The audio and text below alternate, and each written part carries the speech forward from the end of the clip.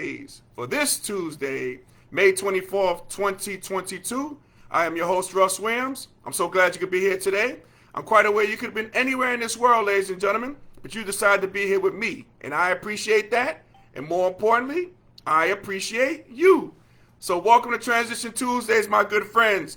My good friends, Transition Tuesdays, Transition Army. We have a great show. We have an action-packed show once again. We have a guest that you're seeing on our screen. We're going to introduce this young man in a second.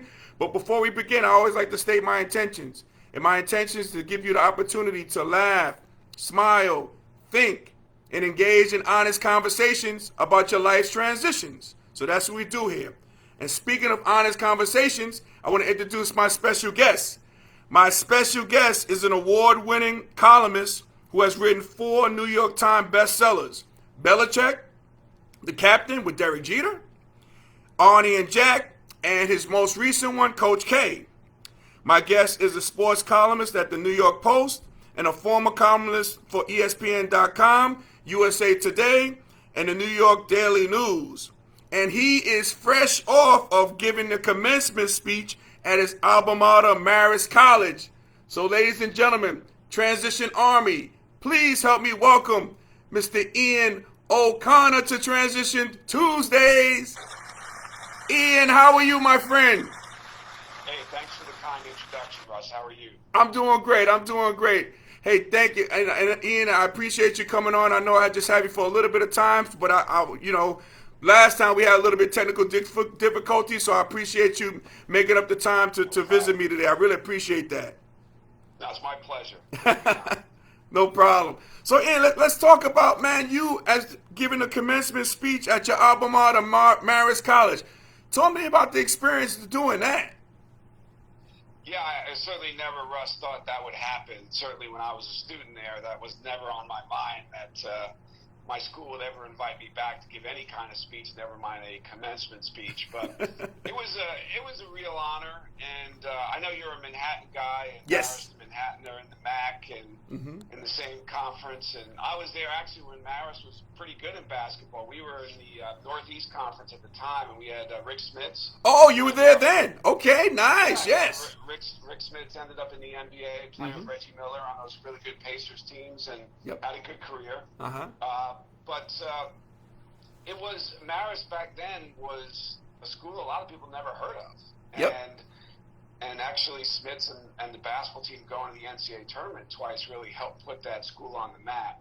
So to see where it is today, it's staggering growth is really something that has been impressive to me. I'm proud of the school and how far it's come since my days as a student there. So it was an emotional day, Friday, to be up on campus and to be able to give that speech, and it's something I don't think I'll ever forget.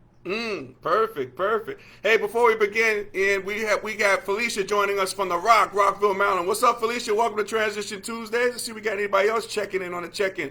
We got the voice of the Jaspers. We got my guy, Mr. Chris, Uncle Smooth Williams, joining us. What's going on, Smooth? Welcome to Transition Tuesdays. We also got Gina joining us, my sister cuz joining us from North Carolina. What's going on? Welcome, Wise. Welcome.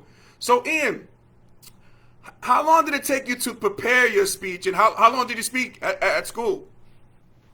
I spoke for only about 11 minutes. They didn't want it any longer than that. They probably actually wanted it a little shorter. So, I kind of found it was hard to say something meaningful in less time than that. But I just practiced it for a couple of days, wrote some thoughts out. I didn't want to read a speech. I wanted to really have more of a conversation with the students who were graduating, or even though it was a one-way conversation, be a little less formal than just having my head down reading a prepared speech. So I was trying to just make a connection with them and try to put myself in their shoes and how I felt when I was 21 years old graduating back in 1986. So I was trying to make that kind of connection, and hopefully I pulled it off. Oh, absolutely. I know you did. I got to get some footage on that. I know you did your thing, Ian. I know you did. Hey, so Ian, man, did you, like, growing up, were you a sports fan? Did you play sports? Did you play, like, more than one sport growing up? Yeah, I was really more of a baseball, football guy as a kid. Obviously I played Little League and all that. I started playing football in 7th grade, played that and baseball through high school. And then in college, small college, I played a year of Division III football, got hurt. Wow. Played after that, played a couple of years of lacrosse, which I had never played. I had never picked up a stick in my life, but it was actually kind of close to football, the kind of physical contact in the game. So I enjoyed that. So yeah, I always loved sports, and so I was always pretty good in my English classes. So I had a professor at Marist who told me I should put those two things together and try to write for the school newspaper. So I did.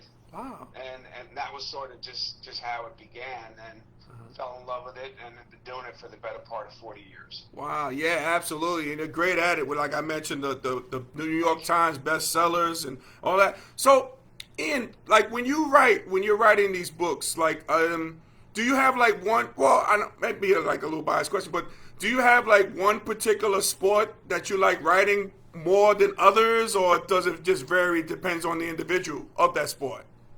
You know, I always really loved, believe it or not, writing about basketball. I didn't mention that having played. I played just 1 year in high school. I fell in love with basketball too late. It was really like 1979 when Magic Johnson beat Larry Bird in the NCAA championship final. Absolutely. Like a lot of people. Yep. That really, before that, I was football, baseball, a little bit of basketball. But I fell in love with the sport because of Magic and Bird. Yeah. And then after that, I really enjoyed writing basketball, probably more than the other major sports. Covered the Knicks a lot in the 90s when, that's right. I know you remember, Russ is a New York guy, but the Knicks were knocking down the door of trying to win a championship constantly. Michael Jordan was there to block their path. But those nights in the Garden in the 90s, when I think of my writing career, particularly as a columnist in New York at the Daily News, to me, that was really, I had more fun doing that, covering those Knicks teams of the 90s than probably anything else in my career. Yeah. And I remember, now, wasn't there a tagline for you, Ian, like when your columns in the New York Daily News, like the Ian, it was something, wasn't it? Did you have like a tagline or something? No, I didn't have any cute name on my column. And I was just my ugly picture right next to the headline, and then the column, whatever I wanted to say that day about Patrick Ewing or Pat Riley or Oakley or Van Gundy or any of those guys. So I wasn't smart enough to come up with any catchy slogan for my column. It was strictly just Ian O'Connor, and here's what I had to say. Right, yeah, because I remember Mark Kriegel on the Mark. I remember that for the Daily News, stuff like that. Okay, so, and you covered the Knicks. So, yeah, those Knicks during those times, oh, my God. I go way back, too, as you do, too. I remember, with Ken the Animal Bannister, Eddie Lee Wilkins, those teams, too. But those 90s teams with, John Starks and how the Guard was really rocking, and it was unfortunate, Well, I wish the Knicks would have got a title. Yeah, well, Bernard King, night that, right, the guy was unbelievable. Yeah. But the night that Michael Jordan, if you remember, when he came back to basketball in 95, after he spent like a year plus playing minor league baseball, he comes back, and 3 games into his comeback, 3 or 4 games, I forget, he played at the Garden. That was the night, if you remember, Russ, he had 55 points and won the game in the final seconds with a pass to Bill Wennington under the basket. He dunked it. That's right. So I sat next to Bernard King that night, and Jordan was talking to him courtside. And if I remember correctly, King had a record in the Garden that Jordan broke. And they were definitely talking to each other. I just found it fascinating that, Michael knew the greatness of Bernard King, and he respected the historical figures in the game. You could tell that. And it was interesting to see the byplay between them from courtside at the Garden. But that was one of the most memorable things I've ever covered. Yeah. Jordan coming back, dropping the double nickel on the Knicks, but winning game with a pass, which is a perfect Michael Jordan thing to do. That's true. Yeah, and I remember Spike Lee dubbing that game the double nickel. I remember that to the key. Yeah. And, and it's funny, too, you mentioned Bernard King. Like, when I was in high school, I tell the story often. I get a call when I was in high school. I was going in my senior year in high school. I played at Mount Senior McClancy High School. I get a call from Bernard King. And he's like, hey, this is Bernard King. I decided to hang up on him, Ian. I didn't believe it was Bernard King calling me. So he calls me right back. He goes, hey, hey, don't hang up. This is Bernard King for the New York Knicks. I have a camp called the Ernie and Bernie Camp, basketball camp.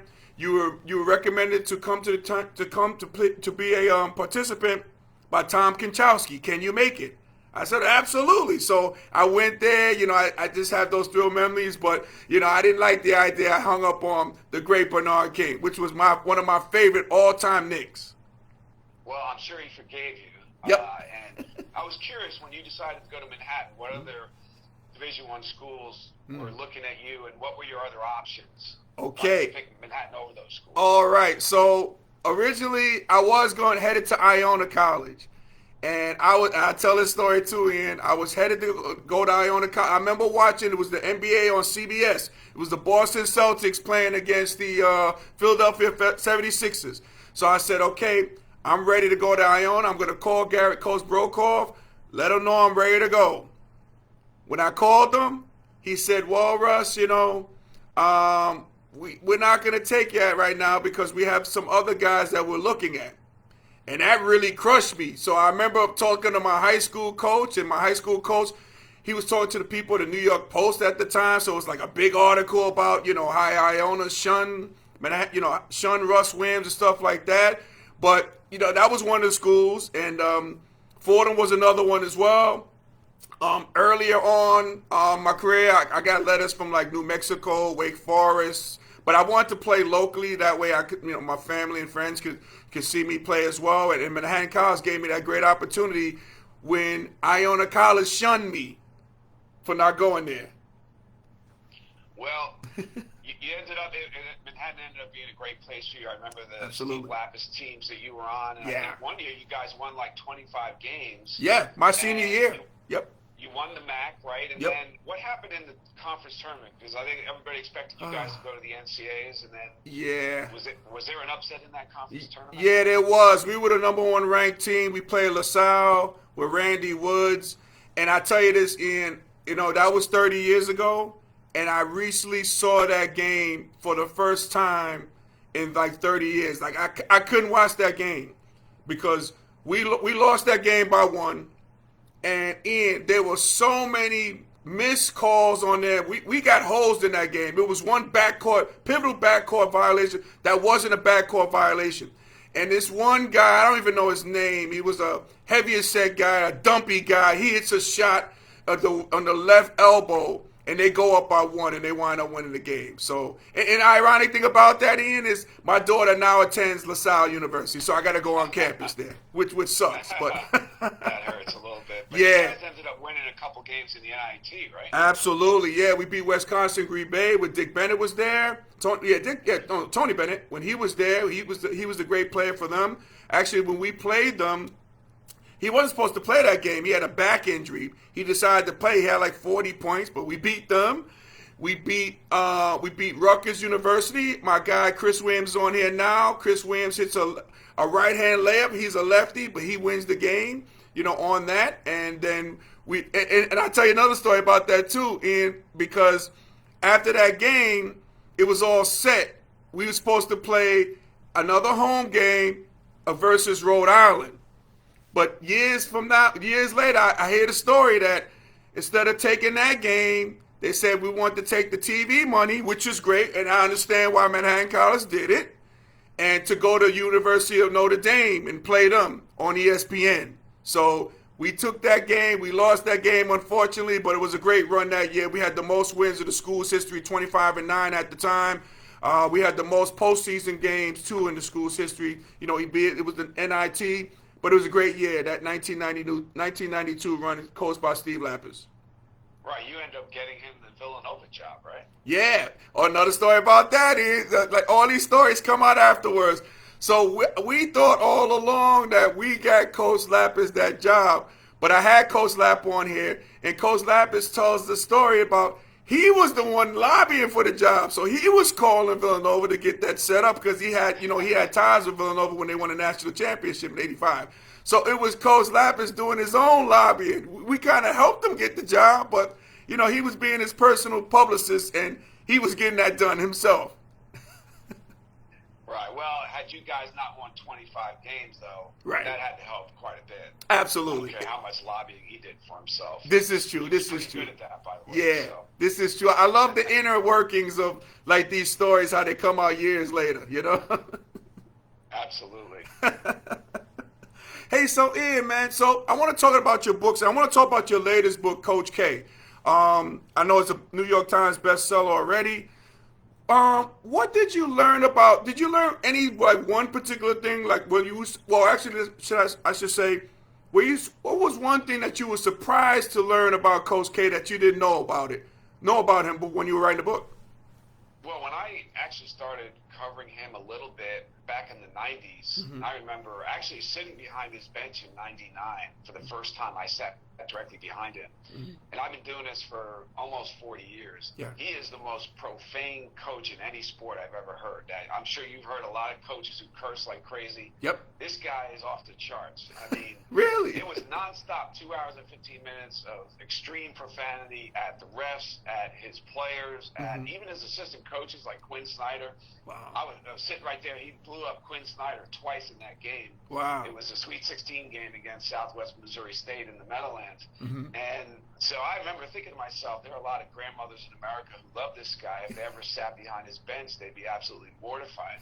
But in a bigger context, I think just what a great communicator he is. That's a big part of leadership, as you know. Yeah. But as so many people that I interviewed about 275 people for the book. Wow. They said when they were behind closed doors with him in a one-on-one setting, that no matter what your background was, race, gender, age, financial status, it didn't matter. Like, he could connect with you on a personal basis to make you feel like you were the only other person in the world in that moment. And I think that's a rare thing that I'm thinking he was born with. And I know he honed his leadership skills at West Point. He graduated from the West Point Military Academy, and he became a great leader. I think if he was a Fortune 500 CEO, he would have been great at that too. And so it just happened to be basketball, and he was able to push the right human buttons to inspire his players for 4 decades to play at a really, really high level. The interesting thing, Russ, is he almost got fired 3 years into his time at Duke. Yeah. And the boosters, the alums, the students, even some faculty members, they all wanted him out of there. And he had to survive that insurrection and basically hang on. He kept his job because the athletic director there who hired him was still there and believed in him. But, man, it was close. That whole iconic run and era that he presided over at Duke almost never happened because he could have gotten fired. Yeah, and I think I recently saw like it was like not a 30 for 30, but I know it was a documentary about that class. What was it? Mark Allery, Johnny Dawkins, those guys, Dave Henderson. Jay Billis. Yeah, Billis. Yeah, they like really saved like his spot for him, like because he was on the verge of getting fired, like you said. But that class really helped him. Well, the other thing is, it's hard to believe he even got hired at Duke from Army to begin with. His last season at Army, he was 9-17. Like, how do you hire as an ACC school with a program that had tradition? Remember, Duke was in the national championship game in 1978 against Kentucky. Goose Gibbons went for 40, 41 points and beat Duke. So it wasn't like they were some middle-of-the-road ACC program. They had tradition.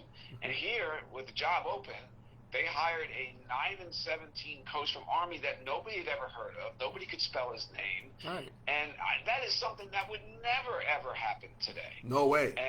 But that AD believed in him. He had a gut feeling. He knew he was a good defensive coach. This AD was big on defense. And Bobby Knight went to bat for Coach K.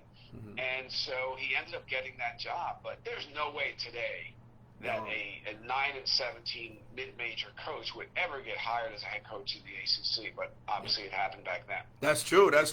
Ian, do you think, I mean, because I remember watching the game with Coach K and Jim Boeheim, and he had almost 100 years of like coaching experience, at their particular schools. Do you think it's going to be a time in which we're going to see coaches at one school for that long, or is that those days are gone? it's going to be hard to see somebody that successful at one school for a long period of time. When you look at college basketball today with the transfer portal, NIL, free agency, guys leaving left and right, I don't know. I think if you're really successful, there's more stability maybe with your roster in the NBA. It's just because these days, as you know, like back not too long ago, if you were, say, averaging 18 minutes a game and you felt you deserved 24 minutes a game, well, in the old days, you would stay and fight to try to get those extra 6 minutes and prove that you deserve them. Definitely. Now, you just leave. Yep. I think players deserve to have the same freedoms that coaches do who break contracts and go coach other schools. So I don't have any problem with it. I believe the players should have freedom to move. But the volume of transfers is, wow, it's just, it's amazing.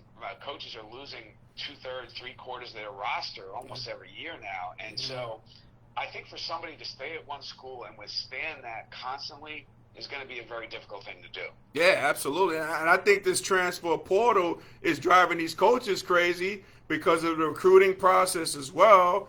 You know, you got that element of it. You know, like you said, like a lot of these kids, if they feel like they're not scoring enough or getting enough minutes, what do? They just put themselves in the transfer portal and then they're gone. You know, so that stability is definitely gone. And I would imagine, you know, I think I heard Jay Wright talk about that a little bit, about the transfer portal. That was one of the major factors why he was retiring, along with other things as well. But it seemed to be rather frustrating with that as well.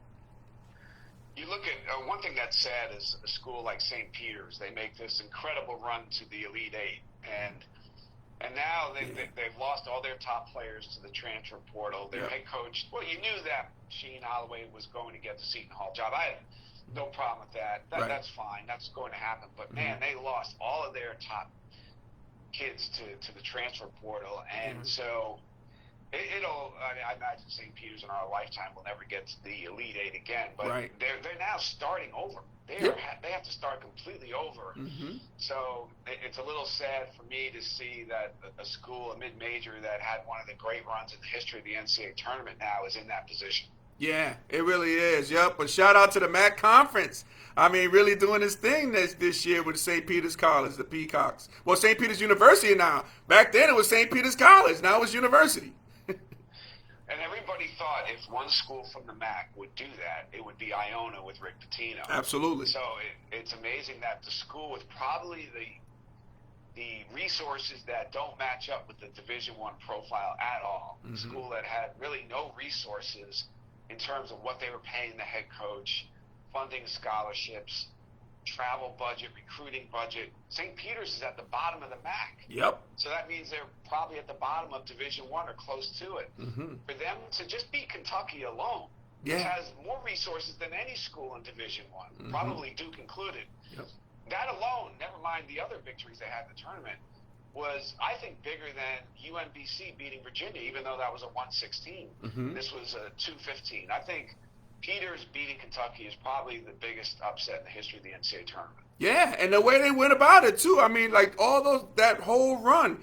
I mean, they just weren't squeaking by teams. I mean, just that Kentucky game, but they, literally, beat the teams. You know, it was no happenstance or what have you. They came in there. They were a tough-minded kid. I mean, they took on the personality of Shaheem Holloway, you know, the coach. They took on his, you know, his aura, the way he played, and the style in which he played. You know, they had some tough-nosed kids. And, yeah, this is something that we'll probably never see again. And that was such a great run. Oh, yeah, it was. And it was inspiring. And now every school in the MAC, every school in the country in a mid-major, low-major program can tell their kids, hey, it's possible. If St. Peter's can do it, why can't we? So that is the beauty, of course, of the NCAA tournament in a one-and-done setting. In a best-of-7 like the NBA, the better team is almost always going to win. But in college basketball, you have one great night, and the heavyweight team has a so-so night. You can pull off an upset and get hot, and all of a sudden the draw can open up for you. And I really believe if UCLA had beaten North Carolina in the NCAA tournament, St. Peter's would have beaten UCLA and gone to the Final Four. Yep, I agree. I think it would have ended there, and they would have lost to Duke. But it's kind of unfortunate. North Carolina was a terrible matchup for them. Yeah. And I thought, though, they could beat UCLA, and so that was the end of the run. But we'll never forget it. Yeah, that's true. Yeah, you make a great point here. I agree. Just those guys just a little bit too bigger, for the MAC conference and for St. Peter's and stuff like that. But yeah, I agree. It's all about styles, matchups makes fights. Basically on the basketball court. Those things happen. Hey, Ian, question for you. So, other than your best-selling books that you have written, and I know you got many more down the pike too. I know it, Ian. I know you do. We'll see. We'll see about that. What is your favorite sports book that you enjoyed reading, other than your books, obviously? Well, I would say there's a book called When Pride Still Mattered. It was the life story of Vince Lombardi. So I went to a high school in Englewood, New Jersey, St. Cecilia's, and Vince Lombardi was the coach there in the 1930s and 40s. He coached football and basketball. Okay. And because I went to St. Cecilia's and Lombardi coached there, actually that was before he became the head coach of the Packers. That was the only time he'd ever been a head coach on any level, was at St. Cecilia's in Englewood, New Jersey. So that book was tremendous and made an impact on me. And I was hoping with my Belichick book that it would be in the same category as When Pride Still Mattered. I don't know if I pulled that off. I'll let readers be the judge of that. But I would say I've read a lot of great sports books over the years, but if I had to pick one out of the bunch, it would be that book on Lombardi. Okay, cool. What about your favorite sports movie? You got a top 3 Ian O'Connor top 3 sports movies. Sports movies top 3, and that's tough because Hoop Dreams, if you count that as a movie, it was a documentary. Right. And it was a very poignant story, and it was brilliantly done. So I would put that in my top 3. I would... Field of Dreams was a different kind of thing. I don't know if it's in my top 3. When I was a kid, that movie... well, I wasn't a kid when I saw it. Right. But... that's the kind of movie that maybe would make you feel a little bit like a kid if you played baseball, Little League baseball, and you had a complicated relationship with your father like I did. That could have a real impact on you. But I would probably say the best movie of any kind that I've seen that involves sports is probably Hoop Dreams. Hoop Dreams. I don't know if you saw it. Or you I did. What an amazing movie. Yeah, that was amazing. It was a great movie.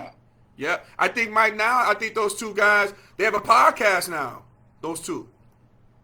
It was Arthur Agee and William Gates. William Gates, Yep, in Chicago, yeah. And I think William Gates, he went to the same school that Isaiah Thomas went to, his high school, if I remember correctly. That's right. Yeah. And that coach had been there forever. Yep. And Isaiah, who I know, just from covering him with the Knicks when he was the coach and president. And right, he was a legend there. I think it was St. Joe's in Chicago, but yeah, what brilliant filmmaking, and I think ultimately those two players were not receiving any profits from the movie, but they ultimately did. Yeah. Which I was happy to hear. Absolutely. Man, what was I gonna ask you, Ian? So like for me, I think a sleeper, I'm gonna give you a sleeper movie.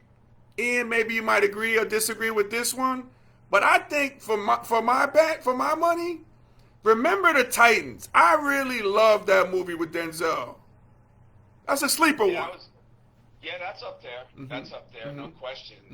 He's great, and it's a moving story without question. Yep. And you go down the list, and I would say of all the ones I've seen, that's probably up there, if not in my top 3, in my top 5. And he's one of the best of his generation, one of the best ever. So that's a pretty good place to start. Yeah, that's true. Hoosiers too. Hoosiers another one too. Hoosiers was a great movie.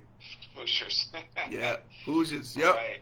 I have a funny story about that really quick, Ian. So when I worked at Johnson's for 15 years, I worked with Scholastic Products, and remember the movie Hoosiers? The guy who played, but he I think he got kicked off the team or he quit the team.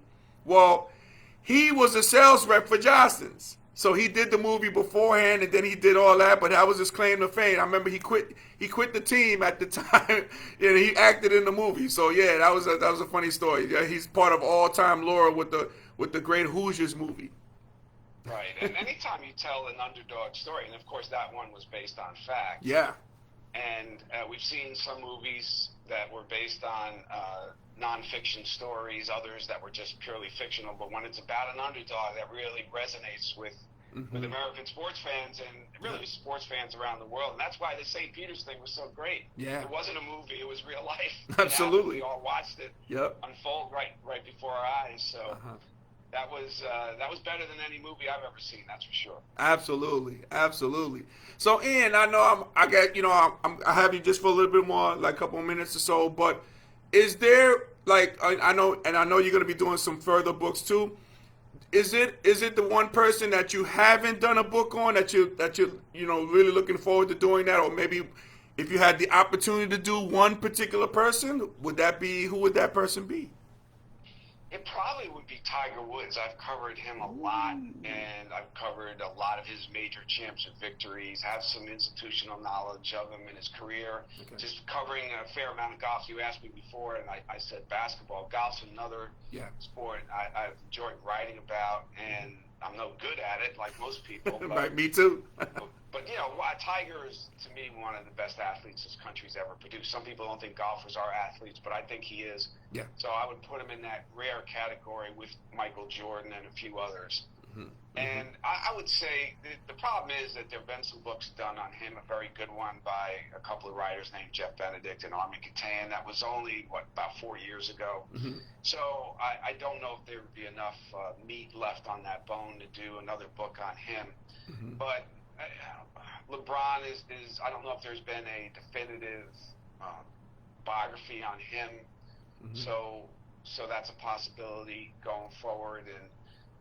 But you really have to, it's got to be in your heart, the idea, because the work, particularly when you have a day job, it really becomes like 2 full-time jobs, and it's hard to do a book just for the money, because usually it's not worth it if you're just going on what you're paid for it. It has to be a labor of love. You have to have a certain passion for the idea. It's got to be in your heart. It's almost like you have to do it. And until you feel that, and until I feel that, I don't do a book. I don't try to, because having another full-time job, it really can be a nightmare experience. So doing a book, to me, of all the things I've done in sports journalism, is by far the hardest to get into the end zone, to complete the project. So yeah, it takes a lot of soul searching before I ever really agree to start another one, which might be soon, but it takes a lot to get there. Right. What do you contribute, your success as being a, New York Times bestseller? Is there like a particular ingredients? Is there like a silver bullet or magic bullet? No, there's no magic to it. There's no mystery to it, Russ. It's all about work and just grinding. And for these books that I do, I interview hundreds of people.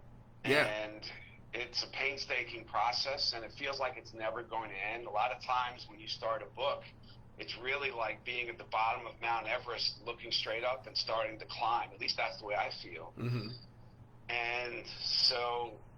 And sometimes the subjects that I'm writing about are not cooperating. Belichick never cooperated with me. In fact, he was asking people not to talk to me. Wow. And well, it's not surprising, I guess. Right, with Belichick, Belichick is, right? But it just, actually, you know what? By doing that, it made me dig deeper, made me work harder, it made me a better, more resilient reporter. And I almost was doing it in defiance of that. And like, you're trying to shut this down, well, I'll show you. So it's just an awful lot of work. And the only way, at least this is the way I've done it, is you just call as many people as possible, get as much information as possible, and then sit down and tell the story. But without the information, without the data, of course, there is no good writing. All good writing is really based on a core of really good reporting. And so there's no secret to it. It's just busting your ass, like with anything else that you hope is successful. And that's the way I've approached my books. Yeah, gotcha. Ian, last question, man, and I appreciate your time for joining us here today on Transition Tuesdays. And I really appreciate your transition journey, how you were able to transition from book to book, from column, from different papers, what have you, to ESPN and all those good things. But here's the question. I gotta leave you off on this one, Ian. Who is gonna play you in the Ian O'Connor movie and book? Who's gonna play it, Ian? Because there will be a book. There will be a book, and there will be a movie about your life. No doubt about it. I'll bet you $5 million there will not be a movie, and $2 million there will not be a book. So, but if I lost that bet and I had to give an answer to the movie question, I would probably say Mark Wahlberg, only because he probably facially looks the most like. I mean, he's got a lot of muscle on me, but I would say I would have to go with him. I don't know how old he is. I'm 57. So right. Yeah, he's in his 40s, I think. You know, like mid-40s. Yeah. Right. So he's a better-looking younger guy. But if you made me pick somebody, I'll pick him. All right, Mark Wahlberg. Okay. And then I'm gonna take that back because there will be a movie about a documentary, movie, book about your life, how you pen these books, all the the stages, all the good stuff, and I can see Mark Wahlberg playing you. Well, you have this on film now, so if yes. I lose that bet, I'm gonna have to find $5 million to pay it off. That's right. Yeah, and I wouldn't have $5 million to give to you if you did win the bet. So I guess we'll break even. Right, there you go. Well, Ian, man, I thank you, man, for taking the time to join me here on Transition Tuesdays. I know we had you on in the past, and I was having some technical difficulties. I apologize on that, but you are a man of your word. You came back, and I really appreciate that, Ian. Thank you so much. And before you leave, Ian, can you give us some, social media? How can people get in contact with you, man? The best way is on Twitter. It's at Ian_O'Connor with no apostrophe, just OCONNOR. Okay. And I usually post most of my columns there. Also on Facebook, just search my name and usually post my columns. And if things are going on with my books, the information will be there. Perfect. Ian O'Connor, thank you so much, sir, man. I appreciate having you on, and I gotta have you on again. We'll have you on again, man. We'll be talking about your movie and all those good things.